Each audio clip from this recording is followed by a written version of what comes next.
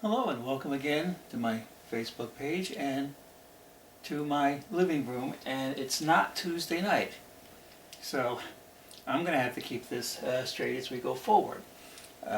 This is the beginning of a new series. We're going to trial period it for several weeks, but I'm anticipating and hoping that this is something that we can continue each week alongside of the Escape from Home piano hour that many of you already visit on Tuesday evenings. So I'm calling this Inside the Process. And this is a continuation of the mainstay event called Pandemic Piano. So I was doing the streaming, and I will still be doing some going forward on Monday nights for the mainstay. And it kind of veered into a conversational approach. I had started with what I call the do-it-yourself cocktail hour, which when that ended, that's when I started the Escape from Home hour here. And the Pandemic Piano stream, which is the name I gave to it, was coming from the angle of, okay, now we have this pandemic, I'm spending a lot of time here at my piano, and especially at the beginning, and those of you who knew and would talk to me, I would view it as my unplanned sabbatical. So I had lots of wonderful practice time, uninterrupted, nothing in the way for months. And then it's things are starting to come back, but I'm keeping that discipline up and just sharing the process of playing with you. This is for musicians and non-musicians, and I hope to be able to be of interest to everyone who watches. But some concepts and also some playing and some stories and recollections, and hopefully something that you'll find perhaps useful or something to think about or something that you will enjoy. So that's what we're going to attempt. Now, there I am right there, and that's good. I'm going to do something different as well. I'm going to see if I can open the event and see the comments as they come in. I was hesitant and will be hesitant to do that on Tuesdays because of the precarious nature of my internet. That's why I just have the text messages open. So, hello to all of you who are there and watching and will watch. So, when I put this together, I figured, I'll jump in with some big esoteric, concept. That's kind of where I live on the clouds. And I may eventually get there, but I realized, and this wasn't on purpose, that I'm starting this on St. Patrick's Day. So with that in mind, I cannot neglect a tune or two that would be appropriate. So we're going to start there, and then let the first couple of tunes define where the rest of this will go.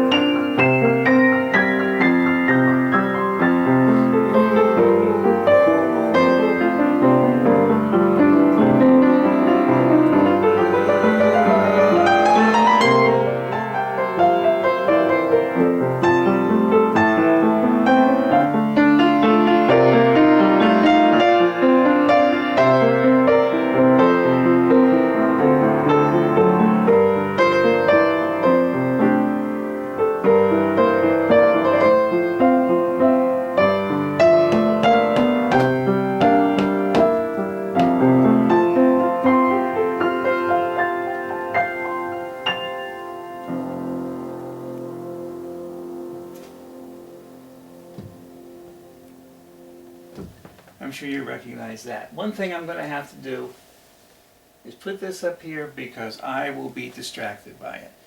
For one thing, Facebook is a 20-second delay, which I knew that going in, but just the idea of like me having that in front of me and being aware of things that I don't need to be aware of while I'm playing. So I'll probably stand up once in a while and take a look. But for the most part, we're just going to plow ahead. So when I realized that starting with an Irish tune was appropriate for St. Patrick's Day, and I didn't say it, Happy St. Patrick's Day. I'm trying to do my part here. It brought to mind immediately all of the senior citizen nursing home care community programming I did as a music therapist.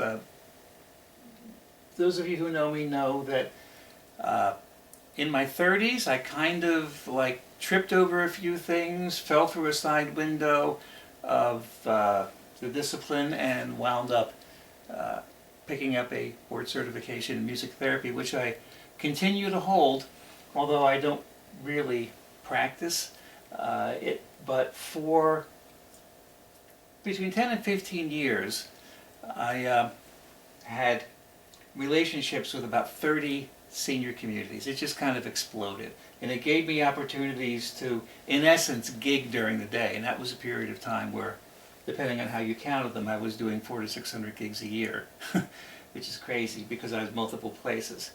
And I describe myself as a career lifetime, full-time performing pianist. But even with that, much of what I did, some of it was individual work and one-on-one work and such, but a lot of what I did was kind of stealth music therapy, disguised as entertainment programming for smaller, often or sometimes larger groups, in particularly nursing homes and care settings, not counting independent living senior communities. And so you're using the music itself for a purposeful end, but then you're using thematic programming to kind of steer things as well. And I wish that I had been able to find some of the programs I wrote, because I was writing them incessantly, telling stories about my kids, or even sometimes the current events. But a day like St. Patrick's Day writes the program for you, obviously. Well, yeah. So before I go on, I'm going to play one more tune that I would always play in this context in the St. Patrick's Day program or around the time. And what I would say about it is that this is a song about a nice Irish girl. And how do I know she's Irish? Well, because the lyrics tell me. Part of the lyrics go, "Since I heard your little laughter, it's your Irish heart I'm after." You know the song? Recognize the lyrics? "Margaret of my heart." Okay, "Peg of my heart." Same difference, right?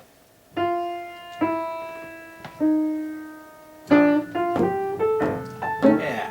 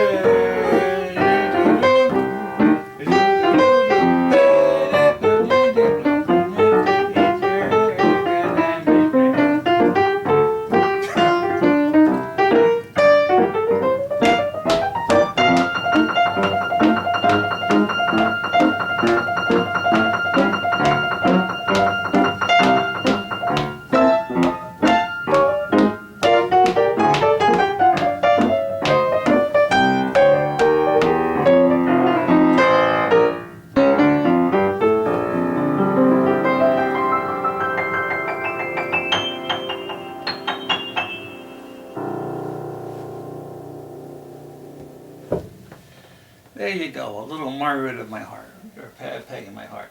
All right, my brain started to wake up a little bit while I was playing, and I realized that I did not mention the support link that's in the description, because I want to make sure that I thank all of you who are supporting me via the PayPal tip jar link, or through the mail, or by using Patreon. So if you would consider supporting me in this with a drop in the tip jar, use the link to go to my website, the support page of my website, and while you're there, look around and see what I've got going on. And as to the Patreon, if you are a regular listener of Escape from Home Hour, or now this as we go forward, I'll ask you to consider that, and there's a little benefit in there for you as well by doing so. Okay. So let's go back to my notes, and my notes kind of reflect part of what I'm going to talk about here in terms of my own temperament and learning how to best make music from the place where I'm starting from because of who I am. And that's kind of the overall point, that whatever we do, we're going at it from where we happen to be standing, which is about who we are, where we are in development. You know, it's a moment in time thing, but it's also a temperamental process kind of thing as well. So you can see here, actually I'm looking at it and you couldn't, I made my notes and then I skipped that and I went over here, and so I've got 2 pages, and it's better than the several other pages that I had going into this. This is kind of keep me going. So the idea of the programming that I would do in senior performances brought me to see the theme as, you know, our internal process, and this is a window into my internal process. So as this was going on, and I started to do these programs, you know, there was no magic formula. I found myself, and I'm going to tell some of these stories in other weeks, but I found myself all of a sudden working as a music therapist and not having ever expected to or even thought a whole lot about it, while I realized later that I was thinking about it a lot. So it was a process of a lot of things coming together where I was learning what I was doing as I was going, and I eventually, like, you know, got all the pieces in place and was able to be certified and all of that. But one of the things I did in self-defense-ish initially was to create these theme programs, and I did it just incessantly. And I always insisted on that because that just gave another layer for me to work with in addition to the playing. Although, you know, the bottom line of this is that it's the music that makes the connection. And it made sense that I was making connections with seniors because the music I grew up with, which was their music as well, so I could play it authentically. But those themes that I would write would come really easily, all things considered. I mean, I have to stop and think about it, but it's kind of like this. The broad outline of something is what I'm going to see before I can see anything else, or for that matter, understand anything else, which is the point. And I remember thinking, and I can remember places where I were when I was thinking this. It's like, I don't think that this is typical. That, you know, I think somehow I'm thinking I've stumbled into a skill set. Something that, you know, I can do easily because it's just second nature to me, which is look over the broad landscape of things. Okay, I have nice little flowers on my piano here, right? And it's like creating a flower arrangement, not by, you know, stopping someplace and picking up the flowers in front of you, but by collecting them from like all over the universe. And then once you have them, you've created this thing. And that's kind of my process. And I realized that that's opposed to the process of many, many people, which is to take the pieces of detail and build something. So I've described it like this, that some people like to take jigsaw puzzles, like to put jigsaw puzzle words are not my friend. Some people like to put jigsaw puzzles together. And I'm one who struggles with that, but wants to see the big picture, and then I'm going to slice that picture up and make my own puzzle.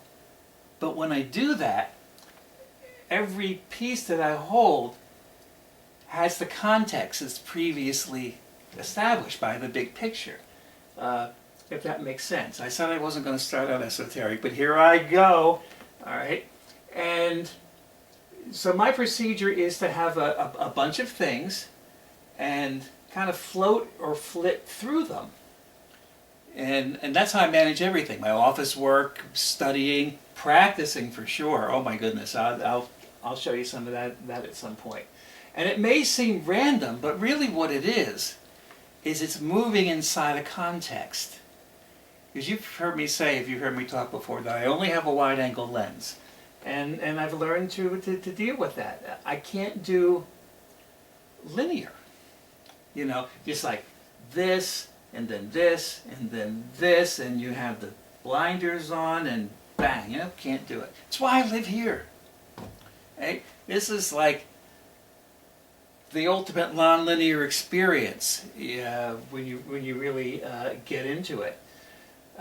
So, what I've done though, because I'm not just talking about myself, I'm creating this idea that we are unique people, and we have a starting point that may be more process-oriented or more concept-oriented, and that's what we have to work with. And so when people ask me, let's say, how do you improvise?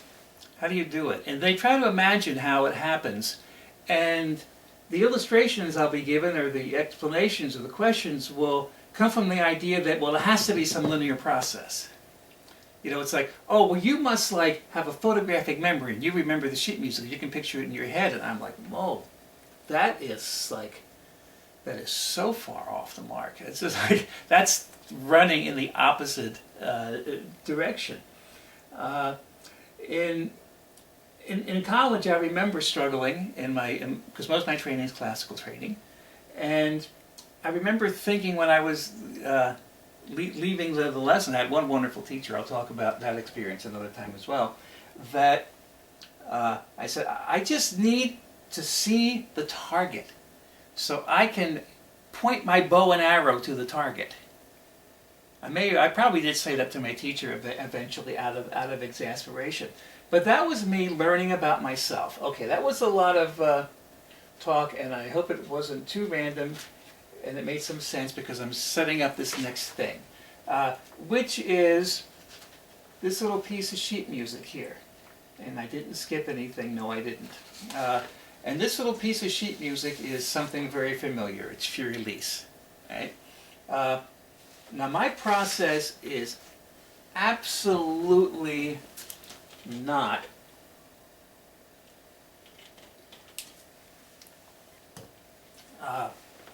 take the detail and create the big picture from the detail. But that's what you have to do when you read sheet music. You take the detail and you create the big picture from the detail. That is such the long road for me, which is why reading is difficult, which is why classical performance is incredibly difficult for me, although that's mostly where I'm coming from, actually. So let me give a little demonstration. Let me first play just the A section of Fury Release. And you know, it's a simple piece. I played it thousands and thousands of times. But I have the music in front of me, which is actually necessary. We'll talk about that. So let me just play the A section. Nice and simple.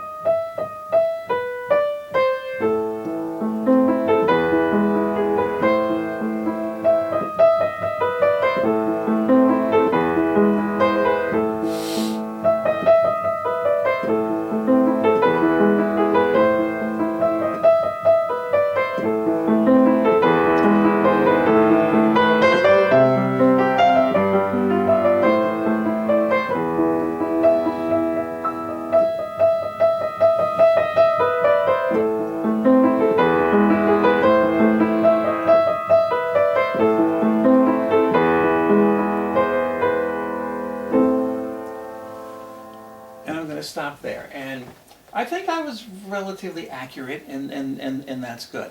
Now, can I play this from memory? Yes. No. Yes. Well, here's what happens. When I pull this away, typically you think of memorizing something, and if you're a classical pianist, you learn something so well, you memorize it, and basically what you're doing is you're creating that linear, ticker tape that goes across. So I guess it's related to somebody says you can see the music. But I don't know that people who memorize actually see the music. Maybe some people do. But they're able to keep that organized. I'm not. So here's an illustration. I used to use this with students, particularly young beginner students. Actually, everybody at first. People our age anyway, and maybe it's still the case, but I kind of doubt it. I don't know. Remember, like the kindergarten or first grade classroom that we were in, and you would have the 26 letters of the alphabet in upper and lower case on a little strip going around the walls of the classroom. Anybody remember that? That just seemed to be a fixture of like kindergarten or first grade classrooms. You have 2 A's, 2 B's, 2 C's. And if you could count that high, you would say, I got 52 things I have to learn. No wonder I have to stay until 12th grade, right? But then quickly you learn those letters, but now you discover that those letters are actually there to put words together. So it's like dog, cat. And what happens when you look at a word like dog or cat? What do you see? You see one thing. You don't see 3 letters. You see one word, right? So now our angle has broadened out a little bit. I don't see D-O-G, I see dog. So, the young student, if they are presented with that and they could think about it in more adult terms, so that they would say, oh, okay, I have to learn all these words. Now I understand. Oh, wait, it continues. Because then you take these words and you put them together and you make sentences, right? So let's say you have C spot run. So what is that? Is that 10 things because there are 10 letters? Is it 3 things because there are 3 words? Or is it one concept or one thought when you look at it? Bingo, right? And although I would use that more as an illustration to talk about musical phrases, it kind of works here where we're seeing the bigger picture as we go. Now let's just make sure that I'm not in any trouble here and all that went away. Okay, am I still here? I am still here. All right, cool. And that's still there. Beautiful. Thank you for being here. All right. So the thing for me is I just don't see C-spot run. It's like speed reading the whole book. It's like, okay, I read the whole story. I know what the story's about. Good. I've internalized it. Now, if I had to tell you the story back, I'm not going to get all the words exactly right. But I'm going to be very comfortable with the story because I get it. And the same thing now with something like this, with free release or some little classical piece. When I play it back, I can't necessarily commit to playing exactly the same notes. So what I've allowed myself to do, or given myself permission to do, is not even try, typically. But of course, that just slams the door on classical music performance, unless I have the music in front of me. But that creates its own problems in different ways. So if I'm going to play a classical theme, I'm going to allow myself to improvise. I'm going to allow myself to create, take this bigger context and then create other things from it. Take the picture, cut it in pieces, hold the pieces myself, rather than the random jigsaw puzzle pieces that I won't know what the picture looks like until I put them together. So you get what I'm saying? And this is my own process. So what I'm going to do is I'm going to play free release. I'm going to take this music away, the A section music, and I'm going to try, and I might actually succeed because it's not that difficult. I'm going to try to play it exactly that way, but then I'm going to play it again and I'm not going to care, and I'm going to allow it to go wherever it goes. And we'll see what happens.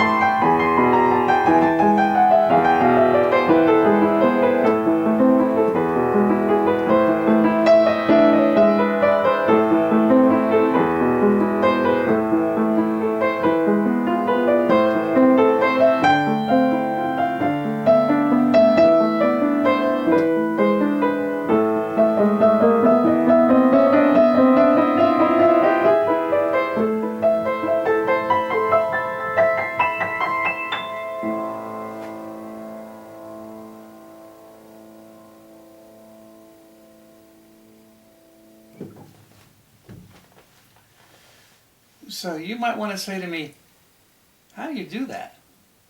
And I would say back to you, well, how does somebody actually keep it straight? Keeping it straight is a much harder process for me than just being in that zone and allowing myself to go. So the theme of this now is the perceptions that we take when we do something.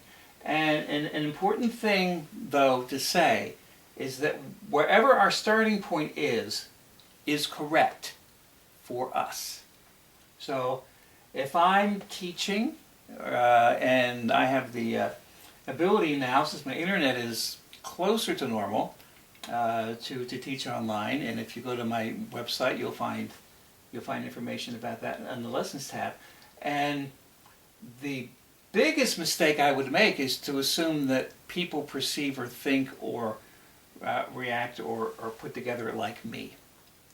Actually, my job as an instructor is to find out where the student is and to meet the student there, right?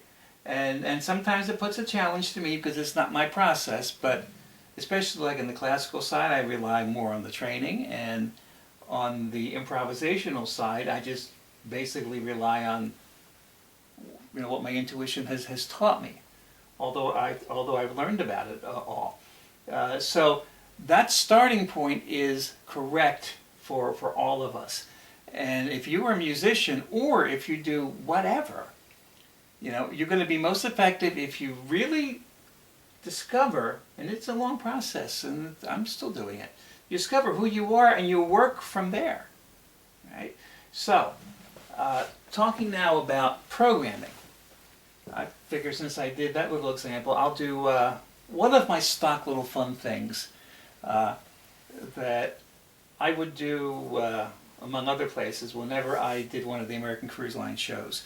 I don't know what's going to come of that for me, but for 10 years, I've had the great fun of being a walk-on entertainer for American Cruise Lines, which means that they come and do their inland waterway thing, and when they're in my region, what they do is they pick up performers from wherever they happen to be and they come on and do the entertaining. And so I've had the chance to do that a lot. And one of the things that I will do, because you can do pretty much the same program because you're seeing different people all the time, is I'll kind of set up this sort of ADD theme where I'm the scatterbrained, which is relatively easy for me to do. And then I'll talk about having read a piece of ragtime music, but I can't really keep it straight. I struggle with it because I get distracted, and I'm going to try it in front of them and wish me luck, right? So this is taking what I did with Fur-Elise and turning it into shtick, right? But I think it might be fun. And this shtick, yeah, some of it is kind of pre-planned because I've done it 10,000 times, so I remember what I've done. It's not that I thought about it ahead of time, never. But then some of it still, no matter how many times I do it, just happens on the fly. So this is me attempting to keep the A and B sections, so I'm getting one section further than I did with your release, of the entertainer straight. See what happens. Whew, here we go.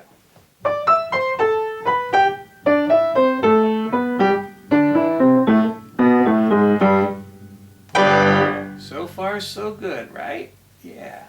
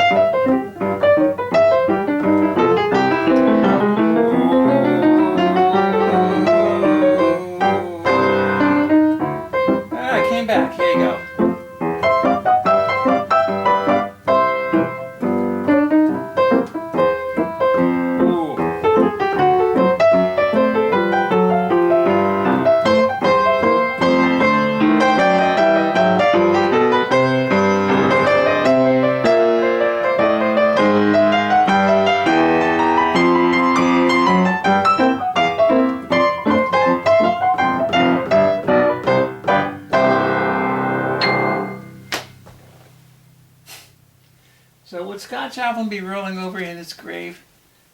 I'd like to think he'd be laughing, not rolling over. But there it is. And yeah, sometimes I can be surprised by what comes up when I play. So in these two different temperamental angles, mine is all context all the time. Now, if I'm all context all the time, I'm going to miss some details. You know, and the person like me, and you may be one like this too, you know, you're constantly losing things. You're holding it in your hand, you blink, and you're no longer holding it in your hand. And why is that pen you were writing with now in the freezer? You know, and you don't know what it is until you go in the freezer next. That kind of ridiculous stuff that happens to me. You're going to drop some details because you're just in the big, you know, related everything to everything else all the time. But on the other side, if you focus only on the detail, and some people are bent that way, can't help it, you wind up maybe missing context. So I had a friend, and I had a discussion with this person who said that they see things strictly in terms of black and white. No gray area to this person. The person says, somebody asked, well, don't you acknowledge that there's gray? And he said, no, because all gray has black in it, and you just need to take the black out, you know, and then you can see it all in black and white. And when I heard that, I'm saying to myself, well, then you don't do context, do you?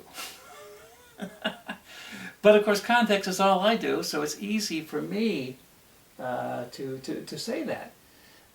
So here's another way to look at it in relation to music.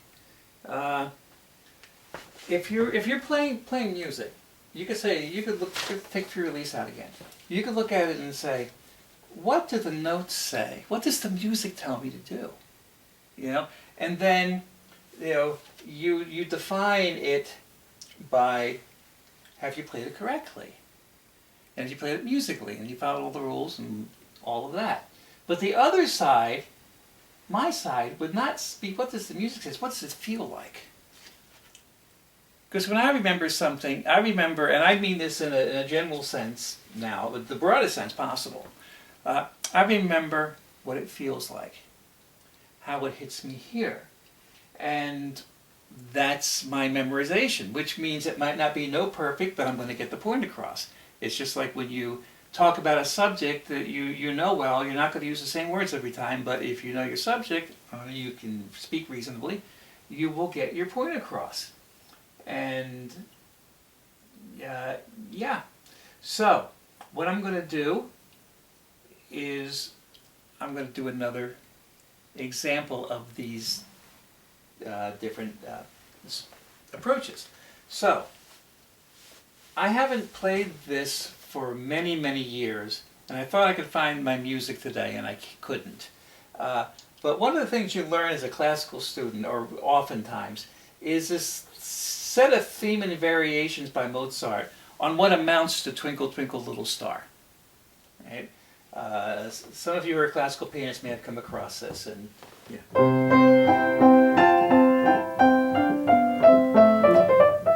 It has another title. It's like it translates to "I'm telling you, Mom," or something like that, right? And there's like 13 variations, and I don't really remember any of them because it's been so long. And besides, reading music is a long road for me. But one is like.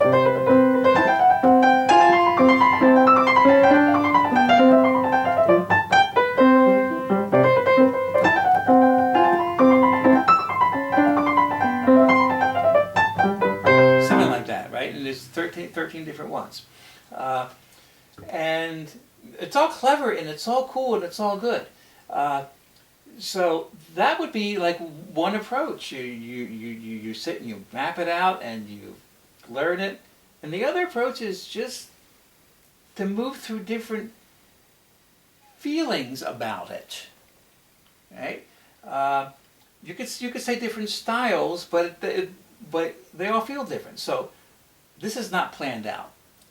what I'm going to do, really. But I'm going to play Twinkle Twinkle Little Star, and I'm going to do the opposite of Mozart. Now, actually, if Mozart were around, he would do what I'm doing too. I'm sure of it, because and he would do it better than me. Just I just realized I could have been implying something, because I'm just talking about temperament, like how I'm great or somebody else isn't great, or nothing like that. But of course, he and all those great classical names that we remember were great improvisers, as well as being great composers and great everything else, which is what makes them great. But I'm just going to float through it all and do my own little theme and variations, or theme and improvisation, we'll call it that.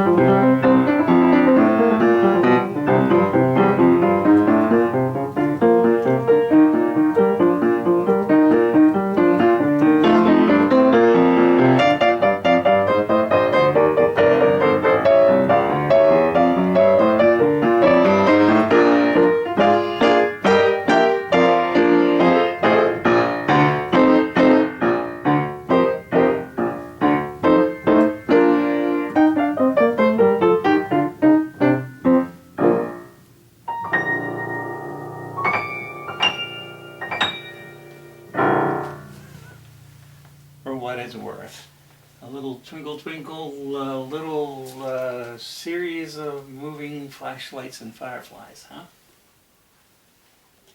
All right. So, one question I often get asked, but the answer will usually be assumed, not always. This is, can you ever play anything the same way a second time? Of course not. How in the world? I don't remember what I just did. I remember what it felt like, and I could, play something, with the same kind of whimsical silliness again, but it would be different whimsical silliness. Whimsical silliness is where I live, sometimes too often, maybe. But what I can do is I can kind of arrange in my head where I want to go. Like I can steer myself to different contexts. I can't tell myself what to do inside of them. Does that make sense? So what I'm going to do now is I'm going to go back actually and play 2 Irish tunes. Take this out. The St. Patrick's Day thing kind of defined this or set the boundaries for me to some extent. And one is one I played last night for the Escape from Home stream. And what I will do is sit with tunes and play with them, or listen to other people play them, both actually, and just find where it lays for me feel-wise. Now this isn't the best example of that. There was another one that I was going to use as an example, and I'll do that another time because I spun myself away from it. But I'm going to play when Irish Eyes Are Smiling, which I did last night, and I kind of remember the formula. I remember I started in C. Oh, by the way, did I mention ADD? When I started the stream last night, and I don't know if any of you noticed it, or you can go back and look at it. I'm playing whatever tune I started with. What tune did I start with? It was an Irish tune, wasn't it? I don't remember. Okay. Oh no. Yeah, it was Peg in My Heart, I think. Or was something. And I start the tune, rubato, and then I blank on what the melody is. I actually play wrong notes, or at least one. And then I recover from it and did okay. But I realized as I was halfway in it, it's like, I didn't plan to play it in that key. Why am I in this key?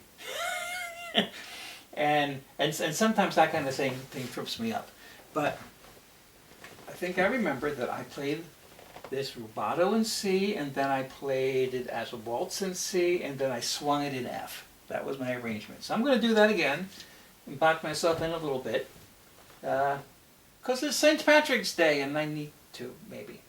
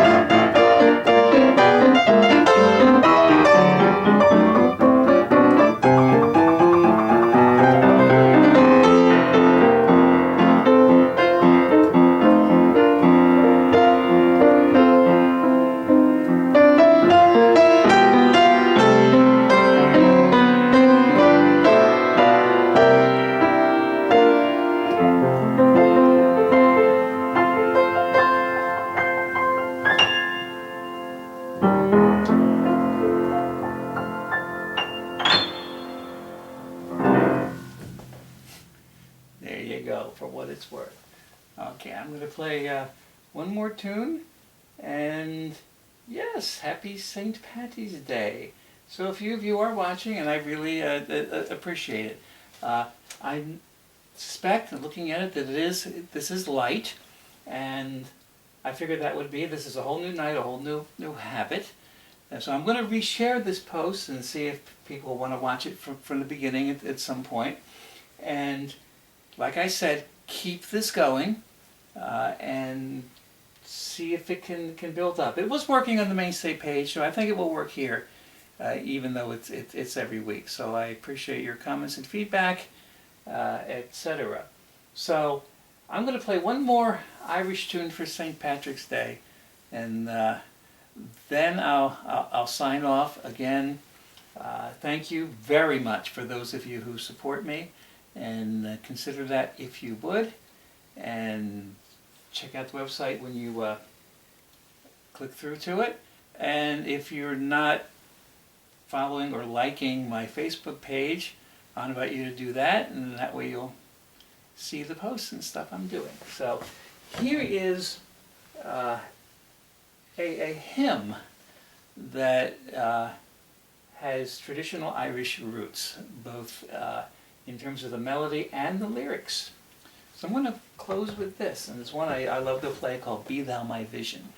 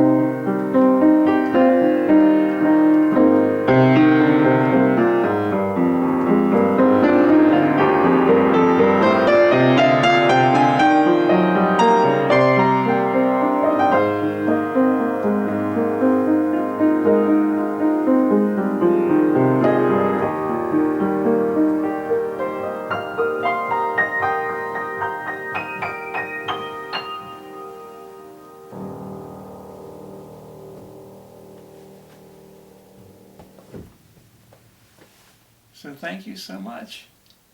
Happy St. Patrick's Day. Thanks for being with me here for the maiden voyage of Inside the Process. And for the foreseeable future, you can count on me being here Tuesday nights at 7 o'clock for the Escape from Home Piano Hour. And Wednesdays for the chance for me to open my mouth and yammer and talk about what's going on with this. And I'd be open to suggestions if I feel I can address certain topics or answer questions. Not necessarily on the fly, but give me something to consider for a future time. So hope you're well and safe, and I look forward to wherever it's possible seeing you in person sometime again soon. Thanks again. Have a good night.